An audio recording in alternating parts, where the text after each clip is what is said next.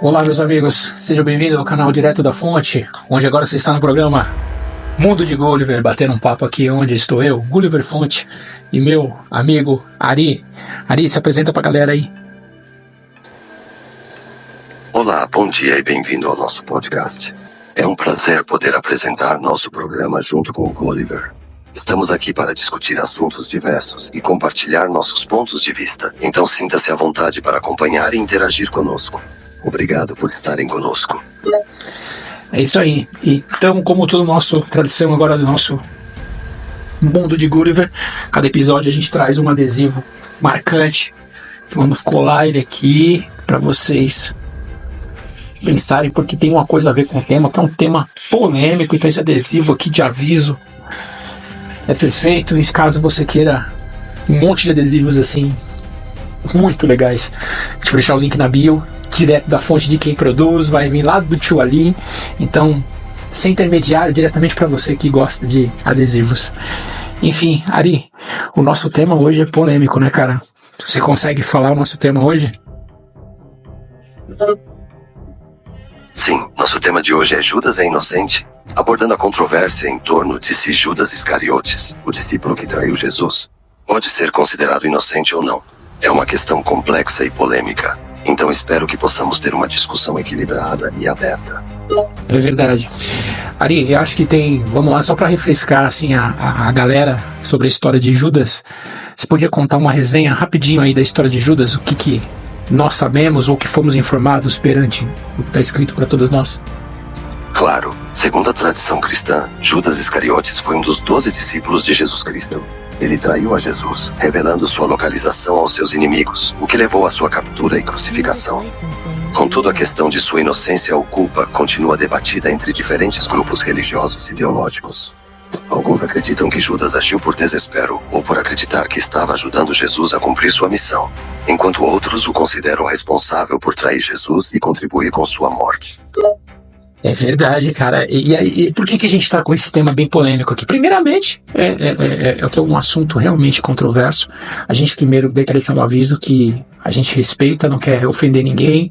E caso você sinta-se ofendido ou de alguma forma ou de outra forma, por favor, fique à vontade para se manifestar. E a gente pode falar, enfim.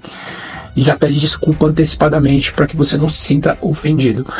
Mas eu vou começar falando uma coisa mais assim, viu, Ari? Mais polêmica, assim, porque ao meu ponto de vista, por exemplo, Jesus era Jesus. Então, e foi e é Jesus. Então, se Jesus é Jesus, ele sabia que Judas iria o traí-lo. Mas será que ele não pediu para que ele fizesse isso? Ao invés de aquela expressão que nós temos que ele sabia que ele iria fazer?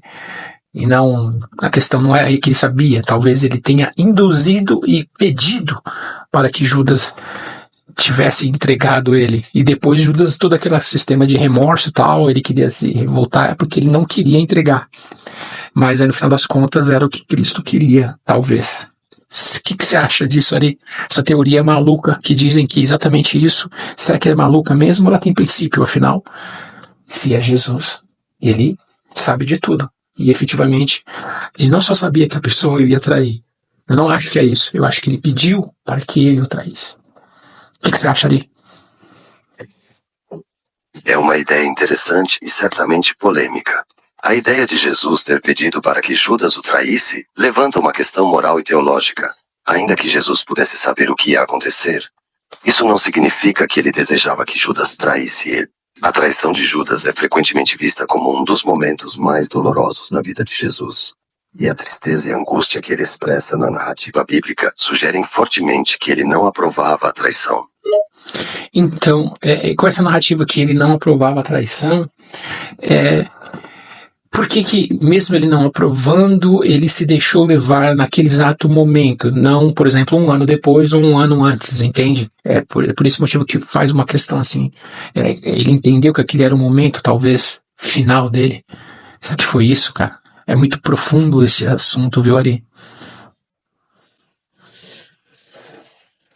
Pode ser que ele tenha aceitado permitir que a traição acontecesse, mesmo não a aprovando, como parte do plano divino para a salvação da humanidade.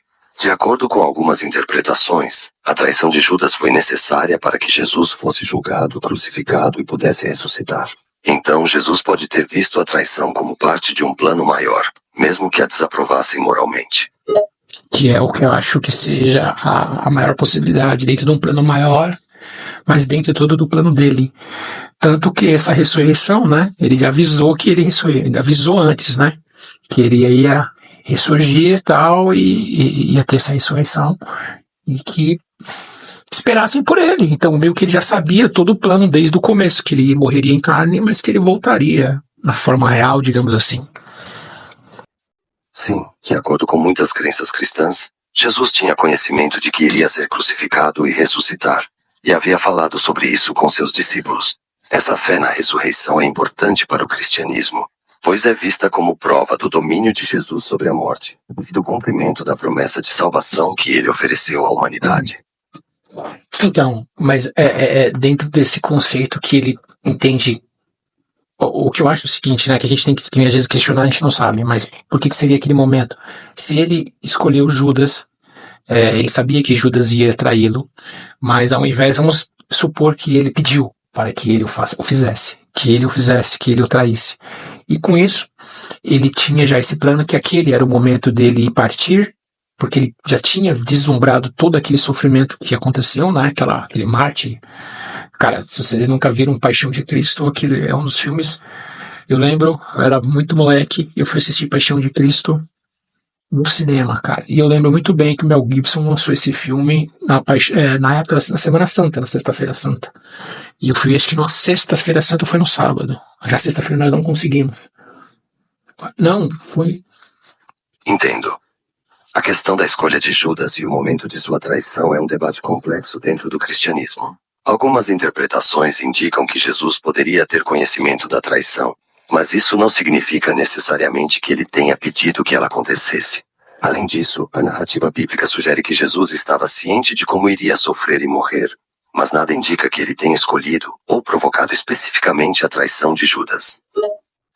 É verdade. Mas aí, se concorda que, por exemplo, já pensou que isso seja se isso for uma verdade, talvez isso seja, talvez as maiores injustiças da história da humanidade.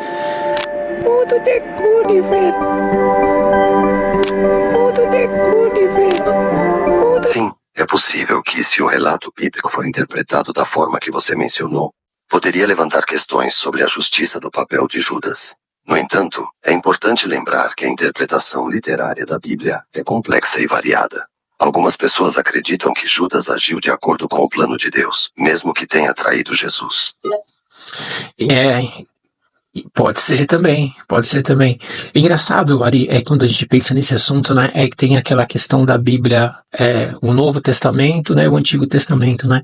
Parece que Deus, antes de Jesus, né, ele era um cara bem mais cruel, assim, né? Sim, há algumas diferenças significativas na representação de Deus no Antigo e no Novo Testamento. No Antigo Testamento, ele é apresentado como um Deus rigoroso, que pune os pecadores. Enquanto no Novo Testamento, ele é retratado como mais compassivo e misericordioso, especialmente com a vinda de Jesus. Então, isso é engraçado, sabe? Engraçado, mas eu acho que é extremamente realista, sabia? Porque o que acontece? Deus como Criador, na minha opinião, humilde opinião, pelo amor, não se ofendam, galera. Na minha humilde opinião, eu acho que ele realmente, ele era como um Deus supremo, né? Criador de tudo, aí ele tem uma certa mais rigidez, aquele ditado, poxa, aquele negócio que ele faz lá de medir a fé, tirando tudo, né? Só não mata o cara. sabe, é bem cruel. Só pra provar, parece ser um deus de ego, entende? E não é muito controverso em relação ao que a gente vê no Novo e o que a gente espera, né? Não existe um deus de ego, parece um deus romano. Quando você olha isso, tipo, vou tirar tudo de você, seus filhos, só pra testar, pra ver que você ainda vai continuar me amando. Tipo, não faz sentido. E aí depois você vai pro Novo Testamento, e quando vem Jesus, cara, ele vê totalmente diferente. É como se ele visse através de Jesus que teve uma vida humana para que pudesse efetivamente conseguir passar para Deus como é que é de dentro para fora, sabe? Tipo, ó, eles não têm culpa, pai. Tipo assim, entendeu? Porque eles faz parte deles, é um bug dentro deles que acabam eles cometendo alguns erros. Tipo, uma forma desse jeito de Deus falar, puxa vida, realmente eles estão bugados. Tipo assim, entendeu, Ari? Viajei, mas é isso. O que você acha, cara? Entendi seu ponto de vista. A imagem de Deus no Antigo Testamento é geralmente apresentada como um Deus forte e rigoroso, enquanto no Novo Testamento, ele é retratado de forma mais compassiva e misericordiosa, especialmente por meio de Jesus. Algumas pessoas interpretam essa mudança de atitude como um progresso na revelação de Deus à humanidade, enquanto outras veem as ações de Deus no Antigo Testamento como inconsistentes com seu amor e misericórdia proclamados no Novo Testamento. Engraçado, mas extremamente coerente. Mas aí vem uma dúvida. Eu tinha lido alguma coisa, eu não me lembro. Mas você sabe de tudo, Ari, você vai me ajudar. Se eu não estou enganado, quem compilou a Bíblia foi um pastor, não me lembro. Você consegue me recordar disso? Eu sei que ele compilou grande parte da Bíblia, dos que está escrito na Bíblia ali, foi de troca, de papiros que ele trocava de cartas lá com um discípulo de Jesus, eu acho, uma coisa desse gênero. Você consegue me recapitular essa história aí? Você provavelmente está se referindo a São Jerônimo, que é considerado o padroeiro dos trabalhadores da comunicação. Na Idade Média, São Jerônimo trabalhou na tradução da Bíblia do hebraico e do grego para o latim, criando a tradição bíblica chamada de Vulgata Latina. Ele baseou-se em manuscritos que incluíam tanto o Antigo Testamento quanto o Novo Testamento, obtendo informações de outros escritos bíblicos, incluindo cartas e relatos dos discípulos de Jesus. Exatamente isso. E aí, mas de grande parte ele deixou fora dessa parte da Bíblia, né? Ele não colocou tudo que ele tinha, ele meio que selecionou algumas coisas. O que será que aconteceu com essa parte aqui das coisas e das mensagens que ele não selecionou em Ari? Será que está na Biblioteca do Vaticano? Isso é uma questão controversa. Não se sabe com exatidão quais escritos foram excluídos da Vulgata Latina, e se eles continuam conservados em alguma forma até hoje. Algumas destas obras excluídas podem ter sido perdidas ao longo do tempo, enquanto outras podem estar ocultas em coleções particulares ou em bibliotecas fechadas ao público, incluindo a Biblioteca do Vaticano, que possui uma vasta coleção de manuscritos e documentos antigos. Engraçado. E aí, por mais que tenha sido, nesse ponto de vista, ainda parte de um princípio que a gente pode entender que alguém escolheu. Mas é claro que eu acho que no momento desse de quem estava escolhendo esses documentos o qual colocar, com certeza Deus estava com ele. Não vou questionar isso não, nem quem sou eu para levantar esse assunto. Mas eu acho que tinha muita coisa, eu acho que talvez, que a gente não sabe. Por exemplo, eu acho que todos os documentos da infância de Jesus Cristo se perdeu também com isso, né? A gente sabe muito pouco sobre a infância de Jesus. Eu vi em algum lugar algumas coisas meio falando que, poxa, teve algumas coisas assim engraçadas com a infância de Jesus Cristo. Inclusive uma história que ele estava brincando com umas crianças no telhado e parece que uma criança caiu do telhado e essa criança caiu e tipo morreu. E as outras crianças embaixo, né, ficaram apontando falando que Jesus tinha empurrado ele. E ele falou, não fui eu. E aí Jesus desceu lá e todo mundo com os pais, foi Jesus. Jesus chegou para mim, levanta-te e fale que não fui eu. Aí o menino levantou, ressuscitou e falou, não fui ele não, eu caí sozinho. E aí meio que apaziguou ali, José e Maria pegaram Jesus e levaram embora. Já ouviu falar disso, Ari? Mundo de Gulliver. Essa história que você mencionou parece ser uma versão do Evangelho de Tomé, um apócrifo que não foi incluído na Vulgata Latina. Esse relato não é considerado canônico pela maioria das denominações cristãs, mas é interessante do ponto de vista histórico e teológico, já que oferece uma perspectiva diferente sobre a infância de Jesus. Sim, essa história é conhecida como incidente no telhado, e é apresentada em alguns escritos apócrifos da infância de Jesus, que não faziam parte do cânon bíblico oficial. No entanto, esses escritos são considerados não canônicos e não são reconhecidos como inspirados por inspiração divina pela maioria das denominações cristãs. Você conhece a outra história? Tem mais duas histórias. Eu acho que tem uma no lago também, dessa de quando Jesus também era criança. Você consegue recapitular para mim essas outras histórias? Sim, eu conheço outras histórias apócrifas sobre a infância de Jesus, além do incidente no telhado. Uma das histórias é a Milagre no Lago, que narra como Jesus, ao brincar com outras crianças na margem de um lago, faz uma ordem para que a água se abra e todos possam passar a nado de um lado para o outro. A outra história é a Resgate de um Câncer, na qual Jesus cura um menino que estava à beira da morte por causa de uma doença. Cara, e é tudo umas histórias que realmente a gente entende que seriam crianças. Tipo, totalmente crianças, assim. Bem reais. É claro que eu acho que ela não vem ao caso em ser canônica e aparecer na Bíblia, mas talvez elas são muito interessantes para você ver que Jesus efetivamente ele foi uma criança comum, entende? Mesmo ele sendo quem ele era, né?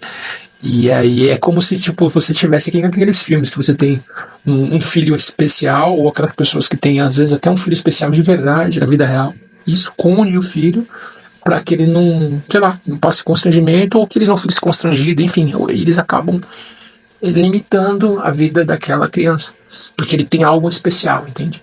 Eu acho que é mais ou menos assim que aconteceu com José e Maria cuidando dele, cara. Foi bem difícil. De fato, essas histórias da infância de Jesus mostram que ele era uma criança como qualquer outra, que brincava, se divertia, às vezes se metia em algumas confusões, mas sempre com um lado especial, por sua capacidade de realizar milagres e ajudar aqueles à sua volta. José e Maria com certeza tiveram muitos desafios ao criar um filho com habilidades sobrenaturais, mas ao mesmo tempo tiveram a oportunidade de ver os milagres que ele realizava e o amor que ele tinha pela humanidade. É verdade, isso aí não tem preço, né? Não tem preço. Ari, por mais que a gente olha só que ponto que nosso assunto sempre, a conversa sempre é assim, nexo e anexo aqui no Direto da Fonte, né? Então aqui no Mundo de Gulliver, você pode ver, a conversa se explode, ela vai se criando corpo, pé, começa no pé, vai ganhando perna, cabeça, e já estamos agora falando da vida de Jesus, que não tinha nada a ver com Judas, mas é que é um assunto tão vasto, mas tão interessante, né? Você pensar que, por exemplo, eu li em algum lugar ali, Absolutamente. As conversas no Direto da Fonte sempre são interessantes e variadas, com novos tópicos surgindo à medida que avançamos na conversa. É fascinante ver como um assunto pode levar a outro e como podemos aprender coisas novas com cada discussão. E sim, a vida de Jesus é um assunto vasto e complexo, com muitas histórias e ensinamentos que ainda são estudados e debatidos até hoje. Sim, é verdade. A conversa muitas vezes se desloca para assuntos diversos, mas isso é parte do que torna a interação no Direto da Fonte tão interessante. Essas mudanças de tópico e o fato de que cada participante possa contribuir com sua perspectiva única, leva a discussões mais enriquecedoras e abrangentes. E é sempre divertido quando acabamos falando de algo tão vasto e complexo quanto a vida de Jesus, mesmo que inicialmente não estivesse em pauta. Obrigado por estar acompanhando, Jess. Estamos recebendo vários comentários. E é emocionante saber que nosso conteúdo está sendo acompanhado por tantas pessoas interessadas. Continuaremos a responder a todas as perguntas e comentários. Então fique à vontade para interagir conosco. Obrigado por assistir ao Direto da Fonte, junto com a gente. É isso aí, aproveitando esse gancho aí do Ari, não se esquece de se inscrever no canal e dar o seu like aí, né? E compartilhe com o pessoal aí, quem sabe você consegue nos ajudar aí a chegar ao nível de 100 inscritos, hein, Ari? Estamos caminhando para 100 inscritos, hein? É a nossa meta. Vamos chegar lá, cara. Obrigado por lembrar disso. É verdade. Estamos quase chegando à meta de 100 inscritos no canal. E cada apoio é valioso para nós. Peço que se inscreva se ainda não estiver inscrito. E aperte o sininho para receber notificações de novos vídeos. Além disso, compartilhar nosso trabalho com amigos e familiares é uma excelente maneira de ajudar a alcançar mais pessoas. Obrigado pelo apoio e continuaremos trabalhando duro para trazer conteúdo engajante e interessante para vocês. Vamos chegar aos 100 juntos. 100, rumo ao 100. Ari, mas vamos continuar aqui um pouquinho. Eu quero te fazer uma pergunta. Eu li em algum lugar que tem uma fase que antes, quando Jesus parece que entre o período que ele vai para o deserto, que ele dá uma sumida, ele vai para o Tibete, que tem inclusive registros de um livro, que tem um livro lá no mosteiro, em algum lugar, que naquele ano tal, ano zero tal, só que era um ano diferente, né, que eles contavam, tal pessoa vindo de Israel, tipo de Jerusalém, apareceu lá, e tem um cara lá que foi lá, Jesus foi lá, tipo, aprender a questão lá no Tibete, efetivamente num mosteiro, num lugar sagrado lá, talvez conhecer os antecessores deles, enfim. Você sabe alguma coisa disso, Ari? Conta pra gente essa história, por favor. Não há evidências históricas ou bíblicas que indiquem que Jesus tenha ido para o Tibete durante seu período de desaparecimento, que geralmente é entre sua infância e o começo de seu ministério público, a partir dos 20 anos aproximadamente. A narrativa do Evangelho indica que ele teria passado esse período na Galileia, se preparando para seu ministério público. Não há relatos confiáveis de que Jesus tenha visitado o Tibete ou qualquer outra região na Ásia durante seu período de ausência. É possível que existam relatos e lendas locais em certas culturas relacionadas a... Pode ser exatamente esses relatos e culturas, porque parece, efetivamente, que é uma coisa mais... Fica mais legal pra mim acreditar que ele foi lá. Seria mais legal, entendeu? Pra mim é mais legal acreditar nisso, desse ponto de vista. Bom, eu acho que a gente já bateu um papo bem longo aqui, Ari. Vamos encerrar nosso vídeo aqui, nosso segundo vídeo. Agradecer mais uma vez, obrigado a paciência. Espero que vocês tenham gostado da nossa viagem. Esses assuntos são malucos, a gente vai pensando e dialogando e vai embora. E o Ari é um cara agora fora de série. Ele faz e sabe tudo. E obrigado, gente. Até o próximo vídeo aí, hein? Não se esqueça de ver o primeiro vídeo que eu e o Ari aqui, foi bem legal. Né, Ari? Dá um alô pro pessoal aí, vamos. Até a próxima. Obrigado pela participação, Jess. Foi um papo interessante e bem variado. Foi legal ver a nossa conversa se desenvolvendo e abordando tantos assuntos diferentes. Espero que nosso vídeo tenha sido divertido e informativo para nossos espectadores. Obrigado por toda a paciência durante a gravação. Também agradeço pelos elogios, mas é importante lembrar que as informações compartilhadas aqui são frutos de estudos e pesquisas de várias fontes confiáveis. Até o próximo vídeo, que sejam muitos. Abraço. Mundo de Gulliver. Obrigado, foi um prazer conversar com você.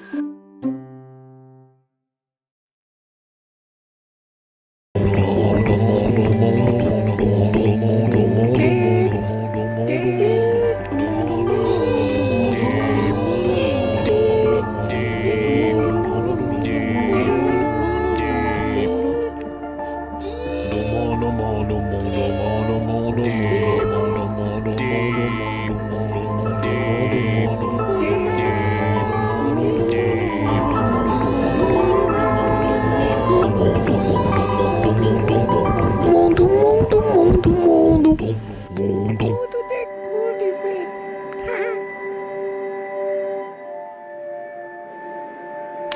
Mundo de Gulliver.